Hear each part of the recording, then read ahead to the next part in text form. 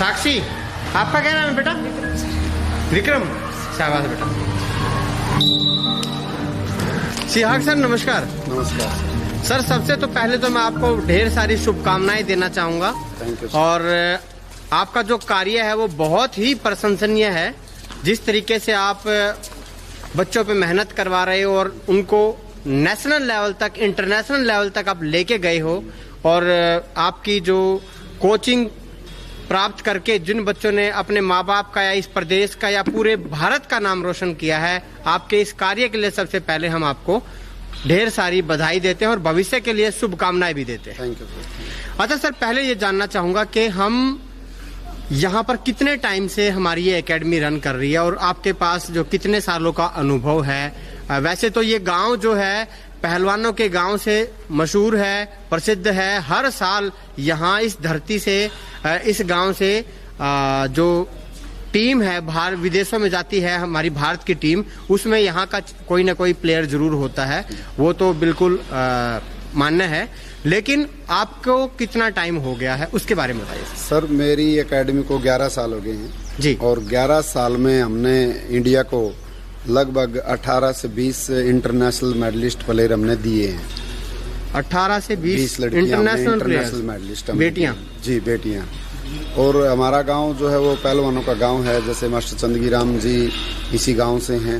उनके बेटे जगदीश कालीरामन हिंद केसरी रहे, उनकी बेटी सोनिका कालीरामन हिंद केसरी रही हैं। किरण सिहाग, पूजा सिहाग, बहुत सारे मतलब हिंद केसरी इस गांव ने दिए हैं। और मेरा जो कोचिंग का एक्सपीरियंस है, सन 2000 में मैंने एनआईएस की थी। और मैंने और मेरी मिसेज ने ये टारगेट लेके चले थे कि हमने जो सीखा है हम वापस हमारे गांव के बच्चों को दें और हमारा बेनिफिट हो और हमारे बच्चों को बेनिफिट हो। जब गांव के बच्चे अच्छी परफॉर्मेंस देने लगे तो बाहर के बच्चे ने भी आना शुरू कर दिया था।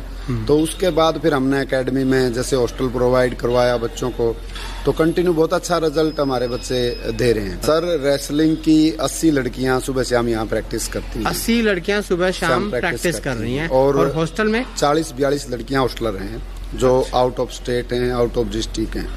जी, जो आउट ऑफ डिस्ट्रिक्ट है वो 40 लड़कियां हाँ जी हॉस्टल में रहती हैं। यहाँ पे कौन सी चैंपियनशिप में जो फाइट कर चुके हैं? एक दो का नाम बताया आपने, बताया कि हम 18 से 20 प्लेयर दे चुके हैं, तो वो मेनली कौन सी लेवल तक हम लेके गए हैं बच्चे? सर, हमारे बच्चे वर्ल्ड चैंपियनशिप तक गए हैं और वर्ल्ड में लगभग 17-18 बार हमारे बच्चे इंटरनेशनल हैं। एशिया में हमने 4-5 मेडल दिए हैं। पूजा सियाग है, सेकंड भी आए हैं, वो 3-4 बार थर्ड भी आए हैं। मंजू का मेडल है और मंजू के बाद कीमती का मेडल है। कई लड़कियां हैं जिन्होंने एशिया में मेडल दिए हैं। बिल्कुल। अब की बार जो ये नेशनल में बच्चे जाएंगे या पीछे जो हुई थी, उनमें किस किस का नाम है? कुछ है नेशनल के? सर, अभी करंट में अंडर 23 का नेशनल हुआ था। अच्छा। और अंडर 23 में इस गांव की 4 लड़कियों ने गोल्ड लिया है और एक लड़की थर्ड आई है। तो 4 लड़कियां अभी इन फ्यूचर जो भी वर्ल्ड चैंपियनशिप होगी हंगरी में, उसमें पार्टिसिपेट करेंगी इस गांव की। अच्छा, हंगरी में जो चैंपियनशिप होगी उसमें कितनी बच्चियां करेंगी? सिसाई की 4 लड़कियां। सिसाई की 4 लड़कियां उसमें पार्टी। कौन से वेट में है सर वो वजन में? 50 किलो में है, हाँ, 63 में है, हाँ, 76 में है और एक का मुझे वजन याद नहीं है। अच्छा, चलो, हर तरह की जो उसमें कैटेगरीज में यहाँ से बच्चे निकल रहे हैं। बिल्कुल।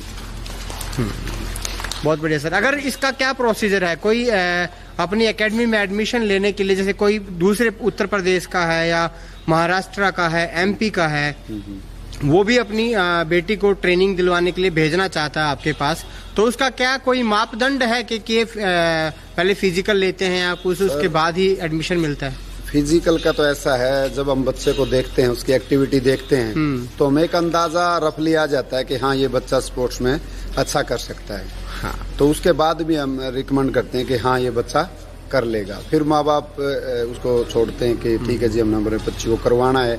और कम से कम एज फैक्टर है कि 8 से 14 साल का बच्चा कम से कम हो। मिनिमम 8 साल का जरूर हो, ताकि हम अपने अनुसार उसको डाल सकें।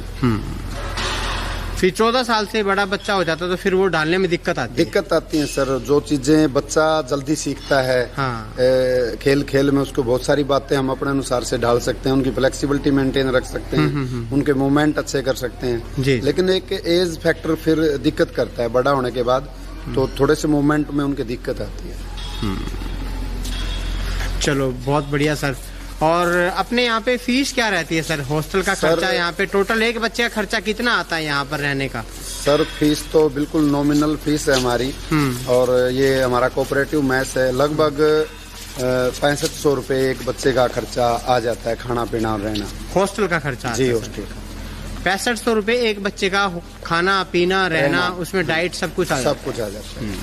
और इसके बाद स्कूल फीस अलग रहती है? स्कूल फीस वो अलग है, लगभग साल के 15,000 रुपए फीस स्कूल की अलग। लगभग साल के 15,000 रुपए स्कूल फीस है। स्कूल अलग। तो अगर पूरे साल का खर्चा लगाए तो एक रेसलर का, पहलवान का जो खर्चा होगा वो 6500 इंटू 12 जी, और प्लस 15,000 जी। तो बहुत अच्छी बात है सर। कुछ जो रूटीन क्या रहता है, कितने बजे सुबह उठने का टाइम रहता है, सोने का, बीच की वजह क्या, कितना प्रैक्टिस में टाइम देते हैं, थोड़ा उसके बारे में भी सिहाग सर थोड़ा विस्तार से बताएं आप। सर सुबह हमारी ट्रेनिंग 5 बजे शुरू हो जाती है जी, और 5 से 7:30 तक हमारी ट्रेनिंग रहती है, 2.5 घंटे। और यही रूटीन हमारा शाम का रहता है, 4:30 से लेके 6:30 तक हमारी फिर ट्रेनिंग होती है। तो सुबह और शाम लगभग 5 घंटे हमारी ट्रेनिंग होती है। उसके बाद जो स्कूल के बच्चे हैं वो स्कूल में क्लासेस लगाते हैं, जो कॉलेज गोइंग है वो अपने कॉलेज में जाते हैं। तो सुबह और शाम का यही रूटीन है कि लगभग 5 घंटे वो प्रैक्टिस करते हैं। तो जो बच्चे कॉलेज में पढ़ते हैं वो भी यहाँ पर प्रैक्टिस करते हैं और यहीं हॉस्टल में रहते हैं वो भी? सर जो हॉस्टलर हैं उनमें भी 4-5 लड़कियां कॉलेज गोइंग हैं। अच्छा। लेकिन मैक्सिमम स्कूल के बच्चे हैं। मैक्सिमम स्कूल के बच्चे। चलो बहुत बढ़िया सर, थैंक यू सर।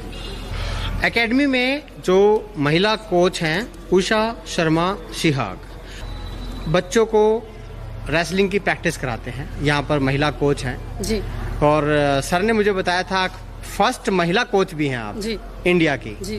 तो एक फर्स्ट महिला कोच होने के नाते आपके क्या सपने हैं और किस तरह से आप बच्चों की जो मेहनत करवा रहे हैं और आगे रेसलिंग का क्या फ्यूचर देखते हैं आप, इसके बारे में क्या कहना चाहेंगे?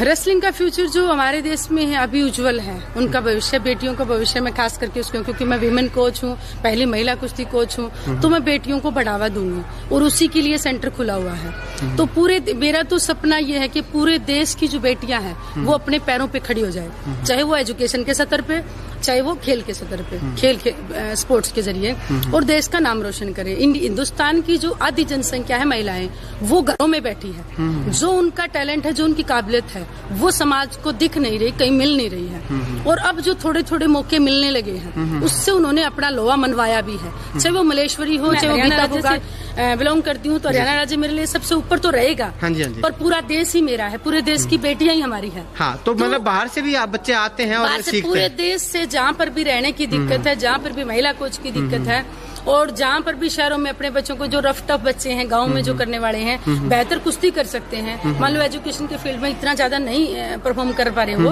तो कुश्ती में ज्यादा, स्पोर्ट्स में ज्यादा कर सकते हैं। तो वो पूरे देश से यहाँ मोस्ट वेलकम बच्चों के लिए, लड़कियों के लिए यहाँ पर जगह हम प्रोवाइड करवा रहे हैं, अच्छी कोचिंग प्रोवाइड करवा रहे हैं, जिसमें हमारे पास इंटरनेशनल लेवल की लड़कियां हैं, जिसमें वर्ल्ड मेडलिस्ट है, एशियन मेडलिस्ट है, कॉमनवेल्थ मेडलिस्ट है, और नेशनल मेडलिस्ट तो ढेरों है हमारे पास। ये तो पीछे बैठे हैं हमारे कुछ प्लेयर्स, मैं दोबारा से इनका इंट्रोडक्शन करवा देता हूँ। कुछ चैंपियन प्लेयर्स हैं, उनसे मैंने आपका परिचय करवाना है। एक तो सर्वप्रथम हम पूजा सिहाग हैं। उस टाइम पे शोर हो रहा था, क्लियर आवाज नहीं सुन पाई। पूजा सिहाग, आपने कहाँ कहाँ परफॉर्म किया है? मैंने कंटिन्यू एशिया में 4 बार की मेडलिस्ट हूँ और 15-20 बार इंडिया को रिप्रेजेंट किया है अदर कंट्री में, वर्ल्ड चैंपियनशिप में भी और कॉमनवेल्थ चैंपियनशिप में भी सिल्वर मेडल है। बहुत बढ़िया। आपका बेटा? सर एशिया में और वर्ल्ड में पार्टिसिपेट है और 3 time continue all India university में मेडल है और 3 time all India university medalist. बहुत बढ़िया। आपका बेटा? नेशनल में भी काफी मेडल आए सर, और एशिया में भी मेडल है सर मेरा, और वर्ल्ड में पार्टिसिपेट है सर। इंडिया कितने टाइम चैंपियन रहे आप? मैं सर 10 मेडल हो गए सर मेरे इंडिया में। टोटल 10 मेडल है इंडिया में, सर जिनमें से gold, bronze, silver. Yes sir. Silver नहीं है सर, ब्रॉन्ज और गोल्ड है सर। ब्रॉन्ज और गोल्ड है। हमारी एक बेटी और थी, हाँ, क्या नाम है बेटा आपका? कीमती सर। कीमती, आपने कहाँ कहाँ परफॉर्म किया? 2 बार इंटरनेशनल सर, एशिया चैंपियनशिप। थोड़ा सा लाउड बोले बेटा।